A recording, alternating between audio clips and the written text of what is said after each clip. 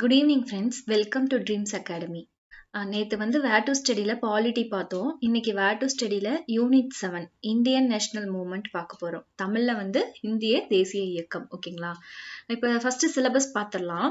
Group 1 2 2A வந்து தேசிய மறுமலர்ச்சி, ஆங்கிலேயர் ஆட்சிக்கு எதிரான தொடக்க கால எழுச்சிகள், இந்திய தேசிய காங்கிரஸ், தலைவர்கள் உருவாதல், B.R. அம்பேத்கர், பகத்சிங், இந்த மாதிரி கொஞ்சம் தலைவர்களை வந்து கொடுத்துருக்காங்க.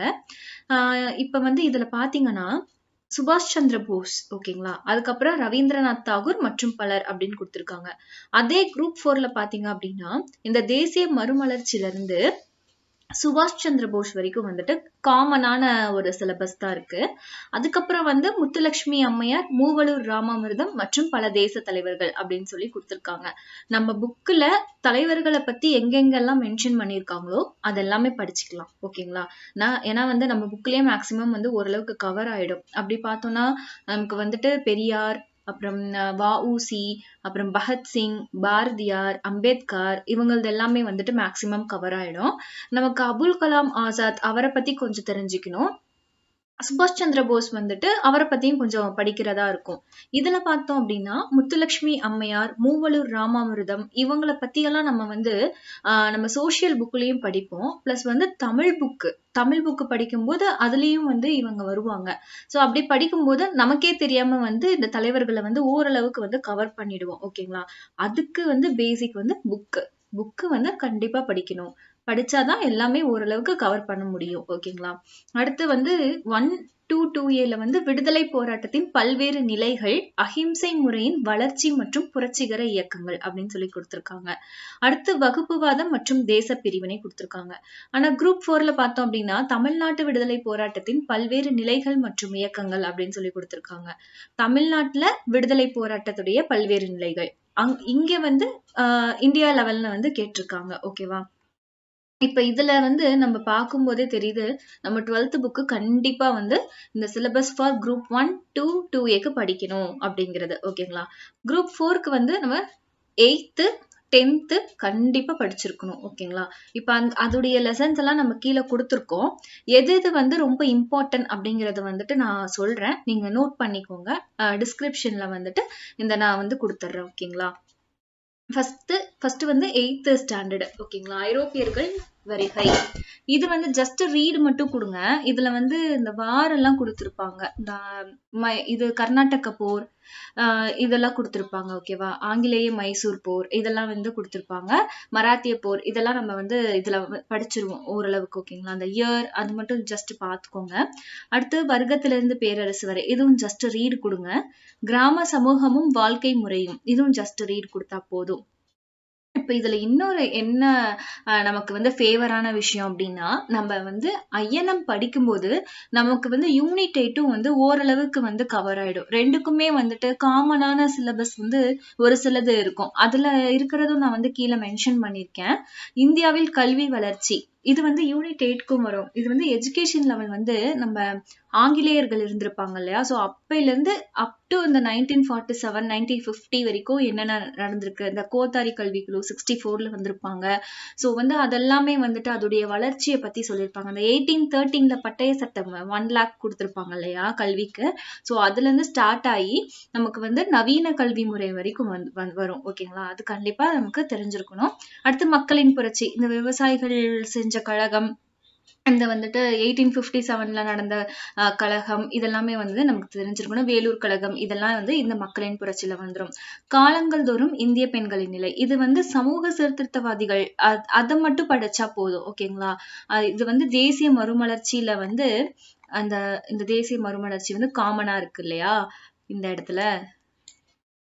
சோ இதுக்கு வந்து ரிலேட்டடா இந்த லெசன்ல வந்து நம்ம சமூக சீர்திருத்தவாதிகள் தொடர்பான தகவல் மட்டும் நம்ம படிக்க போறோம். ஓகேங்களா? அடுத்து 10th ஸ்டாண்டர்டு. இங்க படிச்சதே தான் எக்ஸ்பிளனேஷன் கொடுத்து, அதாவது பிரீஃபா வந்து நமக்கு இந்த 10th புக்ல கொடுத்திருப்பாங்க. ஓகேங்களா? தமிழ்நாட்டிலயும் சரி இந்தியா லெவல்லயும் சரி.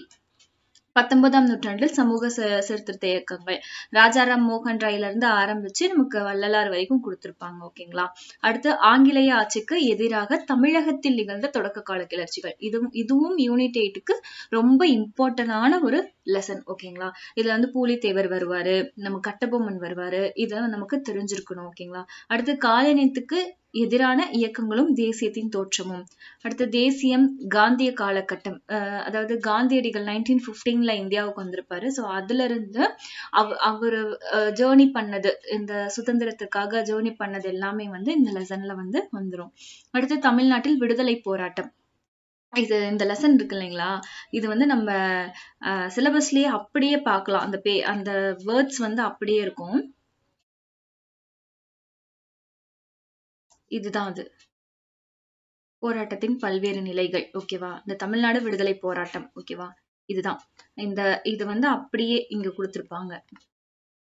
இதுல வந்து அப்படியே லைனா வரும். அந்த நமக்கு வேதாரண்ய சத்தியாகிரகம் இருக்கு இல்லையா, வேதாரண்ய உப்பு சத்தியாகிரகம், அதெல்லாம் வந்து இதுல வந்துரும். ஓகேங்களா. அடுத்து தமிழ்நாட்டில் சமூக மாற்றங்கள். அடுத்து 11th ஸ்டாண்டர்டு. இந்த 8த்தும் 10த்தும் வந்து குரூப் 4க்கு வந்து லைன் பை லைனா படிச்சிருந்திருக்கணும். அடுத்து நம்ம 11th ஸ்டாண்டர்டு படிக்கணும் அப்படின்னா குரூப் 2 2Aக்கு ப்ரிலிம்ஸ்க்கு வந்து ரெடி ஆயிட்டு இருக்கோம் அப்படிங்கிறவங்க இந்த 11th 12th கண்டிப்பா படிச்சிருக்கணும். ஓகேங்களா. இதுல வந்து ஐரோப்பியரின் வருகை, இதுவும் ஜஸ்ட் ரீடு விடுங்க. ஏன்னா 8th புக்ல நம்ம வந்து ஐரோப்பியர்களின் வருகை பார்த்திருப்போம். அதைதான் பிரீஃபா வந்து இங்க கொடுத்திருப்பாங்க. அடுத்து ஆங்கிலேயர் ஆட்சியின் விளைவுகள். அடுத்து ஆங்கிலேய ஆட்சிக்கு தொடக்க கால எதிர்ப்புகள். இதுவும் வந்து யூனிட் 8க்கு வந்து ரிலேட்டடா இருக்கும். இது வந்து நம்ம 8th புக்லயே பார்த்திருப்போம். 8th புக் 10th புக்ல பார்த்திருப்போம். அதையே கொஞ்சம் வந்து பிரீஃப் பண்ணி இதுல கொடுத்திருப்பாங்க. இது நவீனத்தை நோக்கி. நவீனத்தை நோக்கினா இந்த 19ஆம் நூற்றாண்டில் சமூக சமய சீர்திருத்த இயக்கங்கள் இருக்கு இல்லையா, இதுதான் வந்து இங்க பிரீஃபா வந்து நமக்கு கொடுத்திருப்பாங்க. ஓகேவா. அங்க படிக்கிறதும் இங்க படிக்கிறதும் சேமா இருக்கும். என்ன எக்ஸ்ட்ராவா நமக்கு பாயிண்ட்ஸ் கிடைக்கும். ஓகேங்களா. அடுத்து 12th ஸ்டாண்டர்டு. இதுல ஒரு 8 லெசன்ஸ் இருக்கு. இந்த 8 லெசன்ஸ்ல வந்து இந்த 3 லெசன்ஸ் இருக்கு இல்லையா, இது வந்து நமக்கு இந்த சிலபஸ்ல இந்த போர்ஷனை வந்து நமக்கு ஃபில் பண்ணிடும். இந்த வகுப்புவாதம் மற்றும் தேச பிரிவினை. ஓகேங்களா. அதுக்கு வந்து ஃபில் ஆயிடும். இந்த விடுதலை போராட்டத்தின் பல்வேறு நிலைகள், அஹிம்சை முறையின் வளர்ச்சி மற்றும் புரட்சிகர இயக்கங்கள், இதெல்லாம் வந்து இந்த லெசன்ஸ்ல வந்து நமக்கு ஃபில் ஆயிடும். இது வந்து காந்தியடிகளை பத்தி கம்ப்ளீட்டா வந்துரும். இங்க வந்து இந்த புரட்சிகர இயக்கங்கள். ஓகேங்களா. இந்த 5th லெசன்ல வந்து கம்ப்ளீட் ஆயிடும். ஓகேங்களா. அப்படி பார்க்கும்போது நம்ம 12th ஸ்டாண்டர்ட் கண்டிப்பா படிக்கணும். அப்ப இந்தியாவில் தேசியத்தின் எழுச்சி 1, தீவிர தேசியவாதத்தின் எழுச்சியும் சுதேசி இயக்கமும், இந்திய விடுதலை போரில் முதல் உலக போரின் தாக்கம், அடுத்து காந்தியடிகள் தேசிய தலைவராக உருவெடுத்து மக்களை ஒன்றிணைத்தல், அடுத்து ஏகாதிபத்தியத்திற்கு எதிரான போராட்டங்களில் புரட்சிகர தேசியவாதத்தின் காலம், 6வது லெசன் வந்து தேசியவாத அரசியலில் வகுப்புவாதம், இந்திய தேசிய இயக்கத்தின் இறுதி கட்டம், அடுத்து காலனியத்துக்கு பிந்தைய இந்தியாவின் மறுகட்டமைப்பு. இந்த இந்தியா பாகிஸ்தான் வந்து பிரிவினை செஞ்சிருப்பாங்க இல்லையா, அது வந்து இதுல வந்து எக்ஸ்பிளனேஷன் கொடுத்திருப்பாங்க. ஓகேங்களா. இதுதான் வந்துட்டு ஐஎன்எம்க்கு நம்ம வந்து ஸ்டாண்டர்டா படிக்க வேண்டியது இதுதான். இதுக்கப்புறம் தான் நீங்க வெளியில போய் படிக்கிறது. குரூப் 1 2 2Aக்கு வந்துட்டு நான் இதுல புக் எல்லாம் படிச்சுட்டேன், அதுக்கப்புறம் நான் வந்து வெளியில படிக்கணும் அப்படிங்கிறவங்க வெளியில படிக்கலாம். ஃபர்ஸ்ட் நீங்க இதைதான் படிக்கணும். குரூப் 1 2 2A 4 இது எல்லாத்துக்குமே பேசிக் புக்கு தான். இந்த புக்ல இருக்கிறது இந்த லெசன்ஸ் எல்லாம் ஃபர்ஸ்ட் படிச்சிருங்க. ஓகேங்களா. அடுத்து வந்து நமக்கு எக்ஸ்ட்ரா டாபிக்ஸ் அப்படின்னு வரும்போது நமக்கு வந்து இந்திய தேசிய காங்கிரஸ், இம்பார்ட்டன்டான காங்கிரஸ் மாநாடுகள் வந்து தெரிஞ்சிருக்கணும்.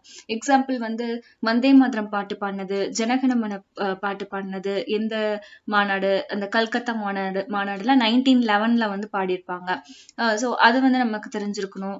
அப்புறம் வந்து காந்தியடிகள் ஒரே ஒரு இந்திய தேசிய காங்கிரஸ் மாநாட்டுக்கு வந்து தலைமை வகிச்சிருப்பாரு. 1924 கர்நாடகான்னு நினைக்கிறேன். ஸோ அந்த மாதிரி. அப்புறம் வந்துட்டு முதல் பெண் காங்கிரஸ் தலைவர் யாரு, அவங்க வந்து அன்னி பெசன்ட், கல்கத்தா மாநாடு, இதெல்லாமே வந்து நமக்கு தெரிஞ்சிருக்கணும். ஓகேங்களா. ஸோ வந்து இந்திய தேசிய காங்கிரஸ் மாநாடுன்னு போட்டு இம்பார்ட்டன்டானது இந்த ஜவஹர்லால் நேரு, அப்புறம் வந்து நேரு அறிக்கை 1928ல வந்திருக்கும். யாருது அப்படின்னா மோதிலால் நேருது. ஸோ அந்த மாதிரி இம்பார்ட்டன் ஆனது மட்டும் நம்ம படிச்சுக்கலாம். ஓகேங்களா? இப்ப கராச்சி மாநாட்டுக்கு யார் தலைவரா இருந்திருப்பாரு? சர்தார் வல்லபாய் பட்டேல் நமக்கு தெரியும். ஸோ இவங்களை பத்தி மட்டும் நம்ம இம்பார்ட்டனான அந்த மாநாடுகள் வந்து தெரிஞ்சிருக்கணும். ஓகேங்களா? இது வந்து எக்ஸ்ட்ராவா நீங்க எடுத்துக்கோங்க. பார்க்கலாம். நான் முடிஞ்சா எக்ஸ்ட்ரா வந்து இந்த இந்திய தேசிய காங்கிரஸை பத்தி ஒரு எக்ஸ்பிளனேஷன் கொடுத்து நான் உங்களுக்கு நம்ம யூடியூப் சேனல்லே போடலாம். ஓகேங்களா? Okay, bye. தேங்க்யூ.